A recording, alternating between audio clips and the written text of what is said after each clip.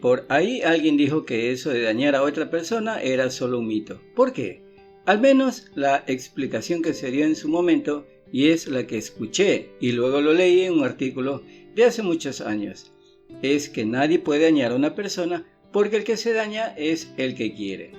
No voy a negar que en ese momento me sorprendí, pero al mismo tiempo asentí con mi cabeza que eso era cierto en todo sentido, al menos de la forma en que lo explicaron, que una persona que quiere dañarse no necesita de otra por el hecho que en su cabeza ya está el programa para hacerlo.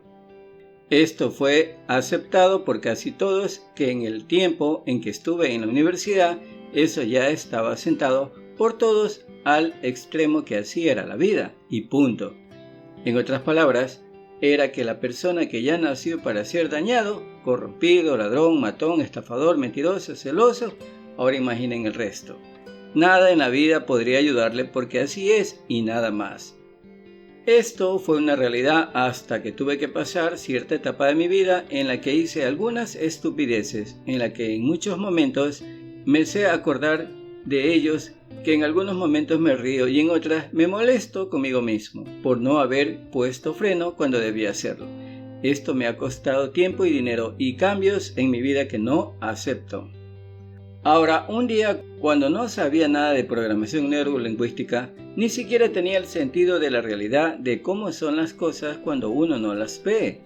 Es que pensé, como si fuera alguien extraño a mí, sobre mis actos, que desde luego no se trataba de delincuencia, solo acciones personales que dañaron a otras.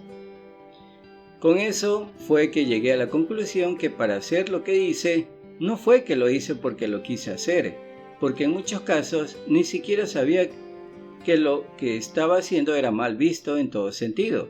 Solo sabía que estaba mal, pero no era grave, solo un mal paso. Con esto fui atando cabos y me di cuenta que en cada paso que di, siempre había alguien que estaba detrás, que fue ahí que todo se aclaró, pero como no tenía autoridad en el tema, que ahora sí la tengo, pues que al comentar mis pensamientos muchos se reían porque no podían aceptar que eso podía ser así. Con el tiempo empecé en los estudios sobre cambios personales, en el cual me especialicé en programas mentales. Es que me di cuenta que mis pensamientos sí tenían su base en lo que había pensado. Claro que no lo podía decir con las palabras que ahora las tengo, porque era alguien a la criolla, que decía lo que pensaba y lo escribió igual. Con esto puedo empezar a explicar que una persona sí puede dañar a otra por el hecho que la persona que aprende o que se daña está preparada para ese punto, y no porque es mala o quiera hacer el daño, sino porque su cerebro está listo por el hecho que no tiene la suficiente información para poder discernir lo que le han dicho que haga. Esto es que no sabe si es malo, solo sabe que hay algo morboso, pícaro y hasta cierto punto divertido, porque eso es lo que ve en la cara de los demás, que le dicen haz esto o si fuera tú hiciera esto. En muchos casos solo se ve lo que otros hacen y lo toman como aprendizaje sin que se den cuenta. El problema en esto es que al no tener la información valedera sobre las consecuencias sobre un acto que se ha aconsejado que haga, es lo que le da el impulso de hacerlo. Esto es igual cuando un día me expulsaron del colegio, que según mi versión fue injusto, pero para las autoridades no salían de su asombro, por lo que hice, al menos yo lo vi como correcto. No voy a negar que al darme la sanción casi me muero de la impresión. ¿Por qué?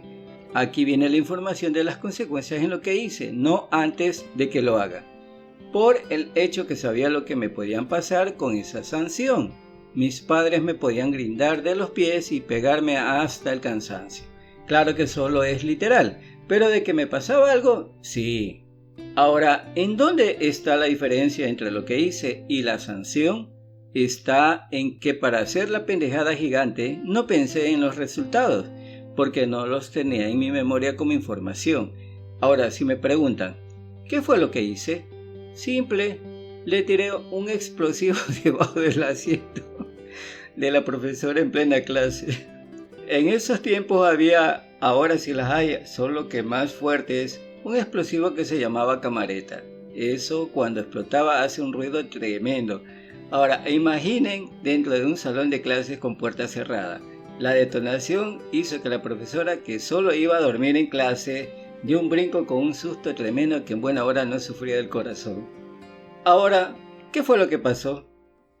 En este caso no es que yo en exclusividad le haya tirado, aunque para las autoridades fue así, pero sí acepto que fui cómplice en buen grado. Ahora, ¿por qué lo hice? Fue porque era una gozadera de el verla dormida y 3 amigos pensamos que sería buena idea hacerla despertar. Eso era todo. Hasta ahí no había nada de malo en nuestro pensar porque solo era eso, diversión de muchachos malcriados, que no pasaba mayores por el hecho que al menos en mi pensar que no iba a pasar de eso, ya que mi ignorancia era tan grande que no sabía los resultados. La diferencia está en que lo que podía pasarme a mí en la casa cuando mi padre se entere y de por qué fue, era mi muerte en vida. Eso sí sabía y hasta me hice películas completas con efectos especiales y todo dentro de mi mente, porque sabía que es mi padre y mi madre peor. Esto quiere decir que si en mi cabeza había la información de lo que podría pasarme si hacía el acto, por lo cual no es recomendable para mi salud ni para nadie, por los efectos colaterales en contra de la profesora, simplemente no lo hacía. Esto es que al no tener la información correcta, no se tiene poder de decisión, que eso es lo más importante. ¿Qué es el poder de decisión? Esto es que para poder decidir usted debe saber lo que está haciendo, que si no es así, ¿cómo puede decir si no sabe lo que hace?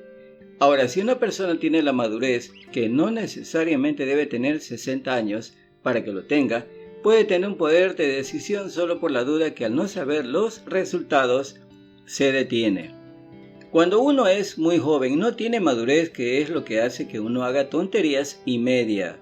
Con esto queda claro que para que alguien tome decisión debe tener conocimientos sobre el tema en el que se desenvuelve o tener madurez, poder decir no cuando es el momento preciso para evitar daños a terceros o a la comunidad. Con todo lo escrito o expuesto en este vídeo, se da como muy importante el saber que todos estamos expuestos a ser dañados por alguien que esté a un nivel superior en conocimientos y más cuando se es una persona muy débil de carácter, que también es otro punto de carencia de conocimientos. Esto suele pasar por la culpa de los mismos padres, por no enseñarles a pensar que si en algún momento de la vida alguien les propone hacer algo, aunque lo vean divertido, ¿qué puede pasar?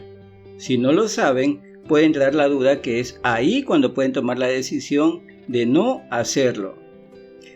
El conocimiento es la clave fundamental para que una persona no se deje dañar por otra, por el simple hecho que solo escuchar lo que proponen los demás no entrará en su capacidad de hacerlo, por el hecho que las palabras no entrarán en el formato personal.